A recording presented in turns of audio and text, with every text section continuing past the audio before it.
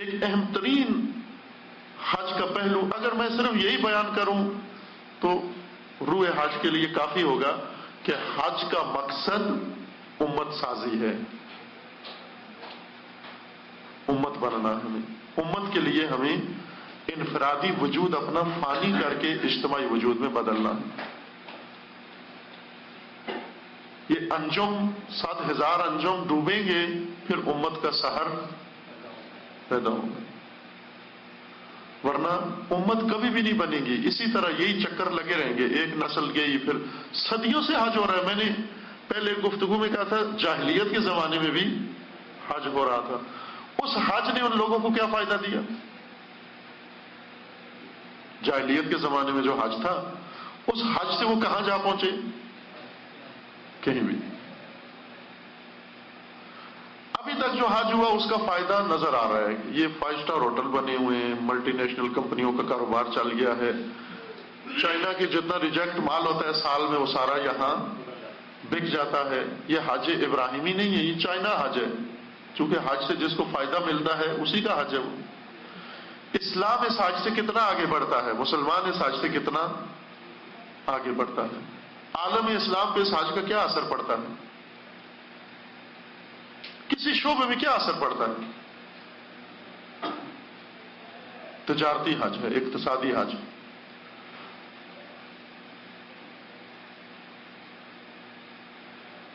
وجہ یہ ہے کہ شعور کے ساتھ حج نہیں ہوتا۔ اگر حج شعور کے ساتھ ہو کہ ہمیں کیوں آنا ہے، یہ مبالغہ نہیں ہے امام خمینی رضوان اللہ علیہ کے اس جملے میں کہ ایک حج ابراہیمی پورے جہان اسلام کی مشکلات کو حل کرنے کے لیے کافی ہے۔ درحالی کہ ایک مشکل کھڑی ہوتی ہے، مثلا فلسطین کی ایک مشکل موجود ہے، اور فلسطین کی مشکل جب سے کھڑی ہوئی ہے تب سے ابھی تک 60 سے زیادہ حج ہو چکے ہیں جب سے فلسطین کی مشکل پیدا ہوئی ہے، لیکن ایک حج میں بھی فلسطین کا نام نہیں لیا گیا، ایک حج بھی فلسطین کی طرف کوئی توجہ نہیں، ساری توجہ ثواب کی طرف ہے، ساری توجہ یہ کہ کثرت سے یہ کام کریں وہ کام کریں، اور اپنا اپنا بیگ بھر کے 2 پلڑے، ایک ثواب کا پلڑا بھرا ہوا، ایک تبرکات کا پلڑا بھرا ہوا۔ اب وہ پی آئی اے والوں کو ثواب نظر نہیں آتا، ورنہ اس پہ بھی اوور ویٹ کا لگائیں گے، بھائی اتنے عمرے کی ہیں، یہ اتنا زیادہ ثواب ہمارا جہاز لے کر نہیں جا سکتا، وہ تو نظر نہیں آتا ان کو، لہذا وہ چائنا والا ایسا وہ اس پہ اوور ویٹ پہ لگا دیتے ہیں، ڈیوٹی لگا دیتے ہیں۔ یہ 2 بیگ بھر کے اگر ہم لے بھی جائیں واپس، لیکن جہان اسلام جہاں ہے وہیں کھڑا رہے، امت اسلام جہاں ہے وہیں کھڑی رہے، اسلام جہاں ہے وہیں کھڑا رہے، اس طرح تو صدیاں اور گزرتی رہیں، کوئی فرق نہیں پڑے گا۔ بعض بزرگان نے، دوستوں نے، یہی شریک تھے جو پاس میں، انہوں نے اشارہ کیا تھا کہ حضرت حجت کے بارے میں بھی اشارہ کرے، اتفاقاً بہت مربوط ہے باس حج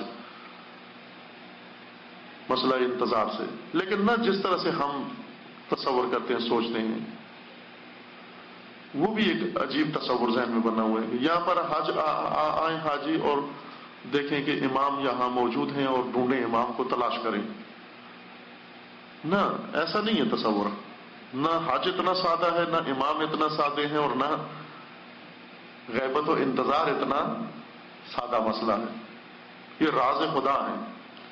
لیکن درعین حال حج حضرت حجت سے بہت زیادہ مربوط ہے، چونکہ حضرت حجت جب ظہور فرمائیں گے اسی کعبہ سے ظہور فرمائیں گے، اور حج میں ہوتے ہیں، یہ تعبیرات میں ہے، روایات میں، ہر حج میں تشریف فرما ہوتے ہیں، اور یہ سوء ادب نہ ہو تو میں عرض کروں کہ ہر حج باعث تاخیر ظہور بن رہا ہے، ہر حج، چونکہ جس کو ظہور کرنا ہے وہ اپنی امت دیکھنے آتا ہے نا، حج کرنے کے لیے تو نہیں آتے کثرت سے عمرہ مفردہ کرتے رہتے ہیں امام بھی آ کر، نا وہ یہ دیکھتے ہیں کہ جن کے بھروسے پر مجھے ظہور کرنا ہے، جو میری امت ہے، جو میری سپاہ ہے، میں ایک نگاہ تو کر لوں اس پر آ کر، کہاں پہنچے ہیں، پچھلے سال کہاں تھے، اس سال کہاں ہے۔ تو کیا آپ نہیں سمجھتے کہ ہمیں دیکھ کر پھر ارادہ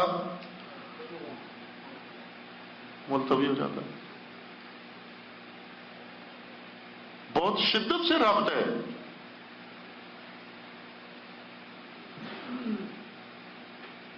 ایک حج کافی ہے ظہور کی تعجیل کے لیے، ایک حج اگر ابراہیمی حج ہو، اگر واقعاً احرام پہنا ہو اور واقعاً بے رنگی آ جائے اور رنگ ختم ہو جائے اور امتیاز رنگ و بو ختم ہو جائے اور ایرانی ہو، افغانی ہو، تورانی ہو، ہندی ہو، پاکستانی کے جھگڑے ختم ہو جائے اور سب ایک دن جس طرح سے ظاہراً لباس احرام پہنا ہے واقعاً محرم ہو کے خدائی بن جائیں سب اور اپنا تشخص ختم کر کے امت بن جائیں، امام اسی کے منتظر ہیں، ہم امام کے منتظر ہیں، امام ہمارے منتظر ہیں۔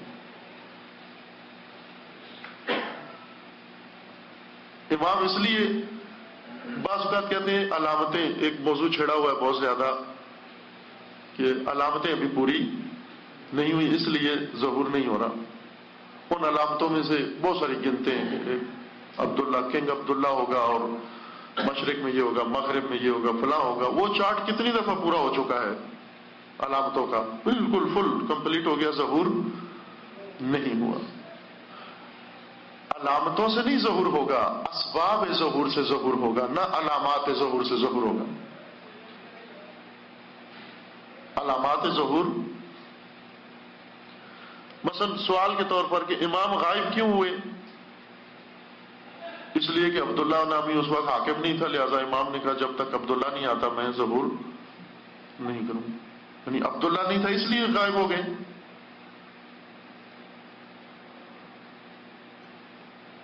یا کوئی اور وجہ تھی؟ وجہ یہ تھی کہ نہ عبداللہ کی وجہ سے غائب ہو گئے، امت نہیں تھی، امام تھے، امت غائب تھی۔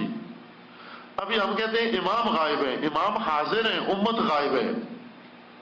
اس غائب کو حاضر ہونا ہے، جس دن امت وجود میں آ گئی امام تو پہلے ہی حاضر ہے، امام حاضر ہے، امام غائب نہیں۔ ہم غائب ہیں، امت غائب ہے، ہم کیا ہیں؟ فرد، میں تو امت نہیں ہوتی، یہ میں ختم ہو امت وجود میں آئے، امت جس دن حاضر ہوگی امام پہلے سے حاضر ہے۔ خدا نے ایسا اہتمام کر کے رکھا ہوا ہے کہ امام کو آنے میں دیر نہ لگے۔ اہل سنت کہتے ہیں کہ وہ پیدا ہوں گے، خوب دیر ہو جائے گی، امام پیدا ہوں گے، پھر امام بڑے، پھر وہ سارا تو دیر ہو جائے گی۔ اگر آج ہی امت پیدا ہو جاتی ہے اور آج امام پیدا ہو تو پھر تو دیر ہو جائے گی۔ خدا نے اتنا بھی دیر پسند نہیں کی کہ اگر آج تم امت اس لحظے امت بنو، اگلے لحظے امام موجود ہے آپ کے اندر۔ بس پوچھتے ہیں کہ امام موجود ہے، حاضر ہے، زندہ کا کیا فائدہ ہے جب وہ امت کے اندر نہیں ہے؟ فائدہ یہ ہے کہ تمہاری امت بنتے ہی امام بھی حاضر ہوں گے، یہ فائدہ ہے۔ ورنہ اگر امت بن جائے اور امام پیدا ہونا ہو ابھی، پھر یہ امت بنی ہوئی پھر ٹوٹ جائے گی۔ حج میں بہت اہم پہلو امت سازی ہے، امت کا تشکیل دینا ہے، اور اس پہلو کے بغیر حج نہیں ہوتا، یہ طے کر لیں آپ۔ انفرادی سارے اعمال میں درجہ اتم بجا کے لے جا کے چلے جائیں ہم، لیکن اگر امت سازی کی طرف توجہ نہ ہو، کوشش نہ ہو، نہ وہ اصلی کام انجام نہیں دیا۔